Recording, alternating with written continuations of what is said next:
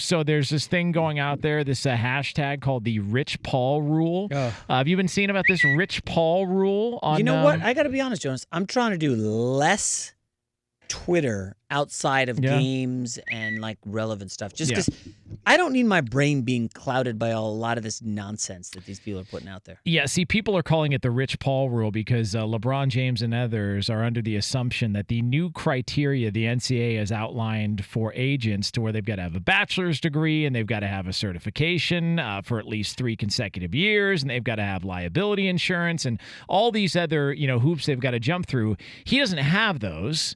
And so, therefore, he would not be able to represent players coming out of the draft. Now, somebody that works for him or part of his group who does have those, they can still represent them with him, still being involved behind the scenes. But some people have looked at this and said, well, this is clearly them trying to get after Rich Paul. They're not happy about the control LeBron James has, so on and so forth. So there's your dose of LeBron James being shoehorned into the conversation here. The NBA is like the annoying little brother who wants to keep hanging out with you and your friends, and you're like, no, man, scram, get out of here. It's NFL time, everybody. Yeah. NBA, listen, you had a couple of weeks. Go away. Yeah. Get out of here. I'm 100% with you. This is total nonsense, first of all.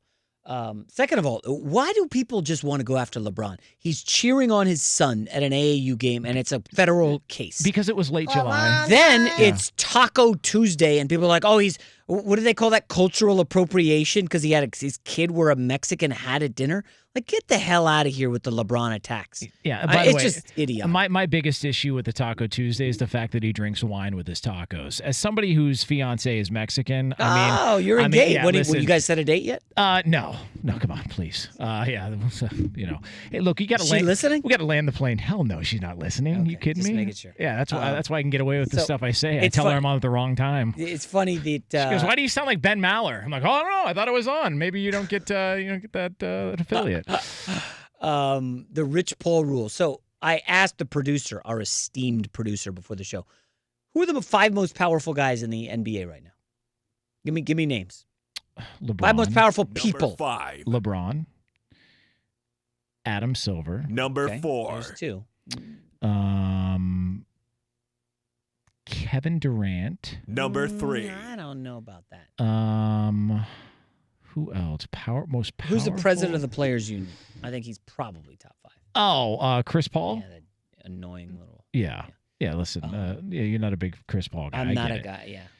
But I'm now the president of everyone. Here's. Wait, I think you're missing one guy. Okay. Rich Paul. Oh yeah. He Okay. represents fine. LeBron. Yeah. He's got clutch sports with just snagged Anthony Davis. Yeah. He's essentially, you remember David Falk, how he represented Jordan and Patrick Ewing and all those stars? Dude, we're on the air. Can you not say that? I'm sorry about that, guys. We're trying to do a professional broadcast. Jason letting the weekend vulgar language. What are you talking about? At any rate, David Falk, F-A-L-K. Good, okay. He was the most powerful agent in the 80s and 90s, and he was controlling the NBA. And now Rich Paul's doing it because he's LeBron's guy. And, he's not a white guy. He's not a polished businessman. People are going after Rich Paul here. This is just idiotic. I don't know that it has anything to do with race. Oh, really? You don't think race plays a part at all? I don't. I don't know. That takes us down a path that is just going to end up being nowhere. Like we're just going to, it's just going to end up having a conversation that I don't think needs to be had. I would agree with you, but Jonas, how this cycle works. Of course. Somebody's going to make it about race and freak out. I do believe there is a racial component here, no doubt about it. Rich Paul was on the cover of Sports Illustrated a couple weeks ago, remember? Yeah. Right before free agency. Mm-hmm. It was obviously planted, hey, I'm LeBron. I'll give you access to my guy. We'll hook you up, whatever. And I actually think that did more harm than good. When you have Rich Paul, LeBron's high school buddy, on the cover of SI as, power figure in the NBA, I think that angered a lot of people, including media and college basketball. They're now freaking out that if LeBron's guy wants to represent you with high school soon to be straight to the pros again, that's within the next 2 years. Yeah. You're looking at a dangerous time where college basketball is now worried about the Rich Pauls of the world. Not these little runners. I know they're going to say it's about these street agents. They're worried about Rich Paul. Let me ask you this: who do you think?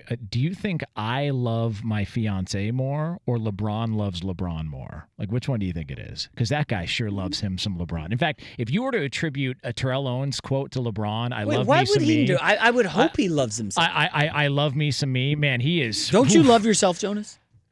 Not really. What?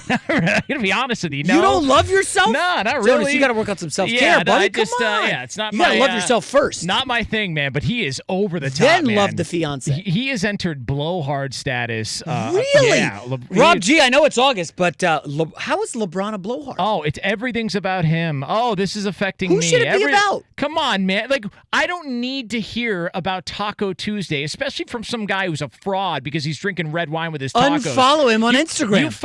You find me one person from Mexico who drinks red wine, $2 chuck with their tacos. Nobody does it. They're having a beer or a Yarritos. Right, Robert Guerra? Am I wrong or Drinking what? some of that crappy Tito's. Racist. That is not racist. That's a fact, man. Rob, Racist. I don't know. I got to be honest, Jonas. I'm stunned that you're just going in on LeBron. Like He's so into himself, and I just get tired of it, man. If Michael I love Jordan him as had a player. social media in the 80s and 90s, I he get would it. be doing the exact same thing. I get it. That's fine. That's fine. And But you don't have to like it. And that's fair, but it just feels like misplaced. And if I didn't have an Adam's apple, my name would be Janice. But things happen in life. Stop it. And we'll never know how that would have turned out. All right.